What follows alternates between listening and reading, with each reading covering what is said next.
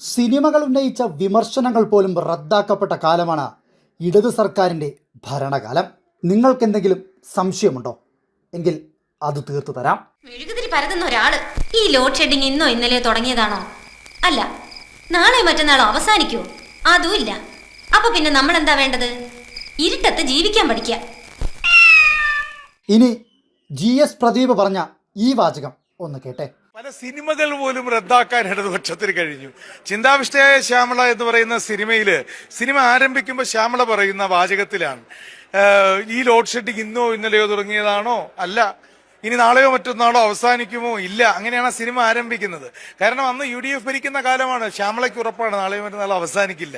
പക്ഷെ ആ സിനിമ റദ്ദ് ചെയ്തു, അതിന്റെ ആ കാഴ്ചപ്പാട് റദ്ദ് ചെയ്തു. കാരണം കഴിഞ്ഞ 10 വർഷമായി കേരളത്തിൽ ലോഡ് ഷെഡിങ് ഇല്ലെന്ന് മാത്രമല്ല, സമ്പൂർണ്ണ ഗാർഹിക വൈദ്യുതീകരണം നടത്തിയ ആദ്യ ഇന്ത്യൻ സംസ്ഥാനമായി കേരളം മാറി. അതെ, ചിന്താവിഷ്ടയായ ശ്യാമള എന്ന സിനിമയിലെ കഥാപാത്രം ലോഡ് ഷെഡിങ് ഇന്ന് തീരുമോ നാളെ തീരുമോ എന്ന ആ കാലഘട്ടത്തിൻ്റെ ദുരവസ്ഥയെ വിമർശിച്ചിരുന്നു.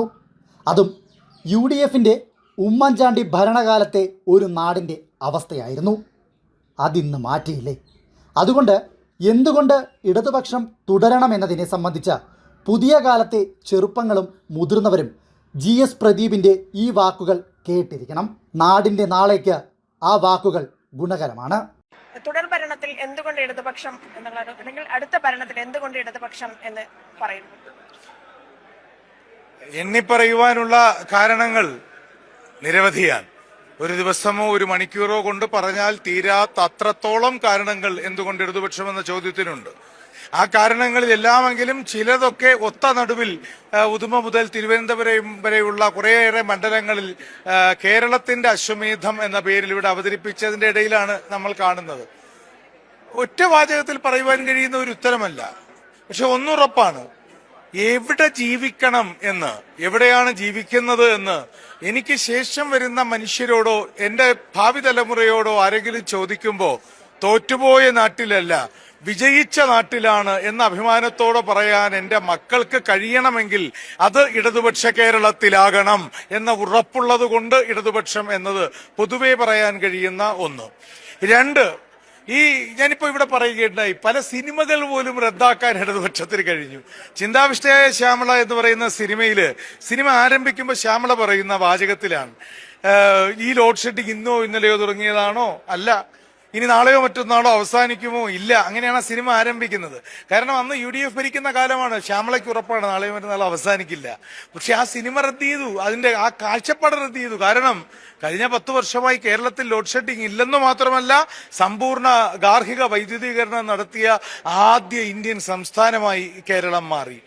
ഈ സ്കൂളിൽ പൊതുവിദ്യാലയത്തിൽ പഠിക്കുന്നത് അപമാനകരമാണെന്ന് പറഞ്ഞ രക്ഷകർത്താക്കളുടെ തല താഴ്ന്നുപോയ കാലമുണ്ട്. ഇന്ന് സ്വകാര്യ സ്കൂളുകളിൽ നിന്ന് TC വാങ്ങിച്ച് ഹൈടെക്കായി മാറിയ പൊതുവിദ്യാലയങ്ങളിലേക്ക് അഡ്മിഷന് വേണ്ടി കാത്തു നിൽക്കുന്ന മക്കൾ പഠിക്കുന്നത് ഗവൺമെന്റ് സ്കൂളിലാണെന്ന് അഭിമാനത്തോടെ പറയുന്ന അച്ഛനമ്മമാരുടെ ഇടം. ഇന്ത്യയുടെ പൊളിറ്റിക്കൽ മാപ്പിൽ, ഡെമോഗ്രഫിക്കൽ മാപ്പിൽ പരിശോധിച്ചാൽ 10 വർഷങ്ങളിൽ ഒരു തരത്തിലുള്ള സാമുദായിക കലാപമോ മതകലാപമോ, റിലീജിയസ് റൈറ്റോ കമ്മ്യൂണൽ റൈറ്റോ ഉണ്ടാകാത്ത ഏക സംസ്ഥാനം ഏത് എന്ന് നിങ്ങൾക്ക് സെർച്ച് എഞ്ചിനോട് ചോദിച്ചാലും ഒരു ഉത്തരമേ കിട്ടുന്നുള്ളൂ. ആ ഉത്തരം കേരളം എന്നാണ്. എന്തിന് ഞാനിപ്പോ നിൽക്കുന്നത്, നമ്മൾ തമ്മിൽ സംസാരിക്കുന്നത് വയനാട് എന്നാണ് അല്ലെ? വയനാട്ടിൽ നമ്മൾ കണ്ട ഒന്നാണ്, ഈ വാക്ക് എന്നതിനൊരു വലിയ പ്രാധാന്യമുണ്ട്. വാഗ്ദാനം എന്നതിൽ വലിയ പ്രസക്തിയില്ല. പാലിക്കപ്പെടുന്ന വാഗ്ദാനത്തിന് ഒരു ദിവ്യത്വമുണ്ട്. 3 വാഗ്ദാനങ്ങൾ മാത്രം പറഞ്ഞിട്ട് ഞാൻ നിർത്താം, അപ്പൊ എന്തിനും ഉത്തരം കിട്ടും. അതിലൊരു വാഗ്ദാനം കേട്ടത്, ഒരു പാതിരാത്രിയിൽ ഇന്ത്യ മുഴുവനുമുള്ള മനുഷ്യർ കേട്ടൊരു വാഗ്ദാനമുണ്ട്.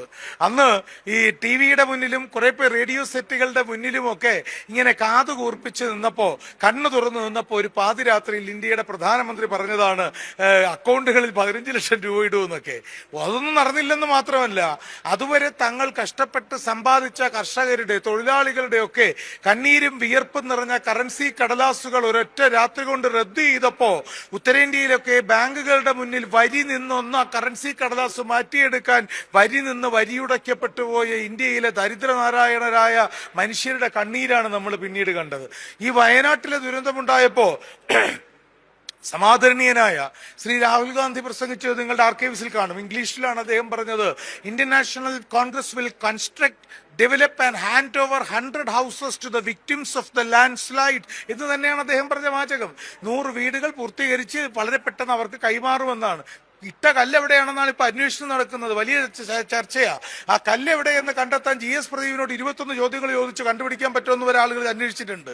അപ്പൊ ഞാൻ പറഞ്ഞു അത് നമ്മൾ വിചാരിച്ചത് നടക്കാത്തതാണ് ആ കല്ലിന്റെ കാര്യം. അവിടെയാണ് നമ്മൾ കഴിഞ്ഞ ദിവസം കണ്ടത്. പ്രധാനമന്ത്രി ചുംബിച്ചിട്ട് തിരികെ ഏൽപ്പിച്ചിട്ട് പോയ അതേ കുഞ്ഞിനെ ഏറ്റുവാങ്ങി മടിയിലിരുത്തിയിട്ട് ഇതാ നിനക്കുറങ്ങാനുള്ള വീടിന്റെ താക്കോലെന്ന് പറയുവാൻ കഴിയുന്ന വാക്കിന്റെ ഉറപ്പുണ്ടല്ലോ, ആ വാക്കുറപ്പിന്റെ വിശ്വാസമാണ് ഒരു നാട് ആഗ്രഹിക്കേണ്ടത്. ഇനി ഒരു സാംസ്കാരിക പ്രവർത്തകൻ എന്നുള്ള രീതിയിൽ പറഞ്ഞാൽ ഇവരോടൊക്കെ പറയാൻ മറന്നുപോയ അല്ലെങ്കിൽ പറയാത്തൊരു കാര്യമുണ്ട്. കോട്ടയം ജില്ലയിൽ ഒരു കോളേജിൽ പ്രസംഗിക്കാൻ അവരുടെ ആർട്സ് ക്ലബ് ഉദ്ഘാടനം ചെയ്യാൻ പോയപ്പോൾ ഞാൻ ആ കുട്ടികളോട് ചോദിച്ചു, 50 വർഷം കൊണ്ട് നമ്മുടെ നാട്ടിലുണ്ടായ ഏറ്റവും വലിയ സാംസ്കാരിക നവോത്ഥാനം എന്താണെന്ന്. ആ കുട്ടികൾ പറഞ്ഞു, ഞാൻ വിചാരിച്ചു റസൂൽ പൂക്കുട്ടിയുടെയൊക്കെ പറയും എന്നാണ്. ആ കുട്ടികൾ പറഞ്ഞു അവാർഡുകളൊക്കെ ഒരുപാട് കിട്ടി, അതൊക്കെ നല്ലത്, പക്ഷെ ചരിത്രം ഒരിക്കലും മറക്കാത്ത ഒരു നവോത്ഥാനം ഉണ്ടായി ഇവിടെ. ഞാൻ ചോദിച്ചു എന്താ അത് തിരുവനന്തപുരത്ത് സെക്രട്ടേറിയറ്റിന് മുൻവശത്ത് എന്നും ഒരു മാലിന്യം ഉണ്ടായിരുന്നു. സ്വാതന്ത്ര്യം കിട്ടിയിട്ട് 10-67 വർഷമായിട്ട് മാറാത്ത ഒരു ദുർഗന്ധം ഉണ്ടായിരുന്നു. ഞാൻ ചോദിച്ചു എന്താ അത് അവിടെയുള്ള ഒരു വലിയ കെട്ടിടം.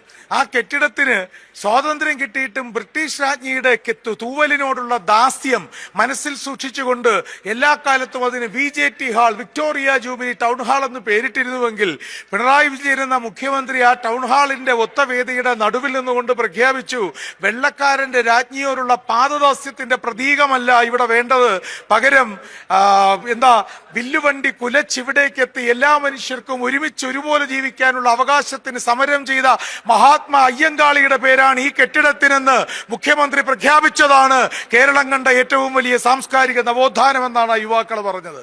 സർവ്വ മനുഷ്യരും ഒന്നാണെന്ന് പ്രഖ്യാപിക്കുന്ന ഒരു നാട്ടിൽ ജീവിക്കാനുള്ള ഒരു ചിന്തിക്കുന്ന മനുഷ്യന്റെ ആഗ്രഹമാണ് ഇടതുപക്ഷം എന്തുകൊണ്ടെന്ന ചോദ്യത്തിന്റെ ഉത്തരം.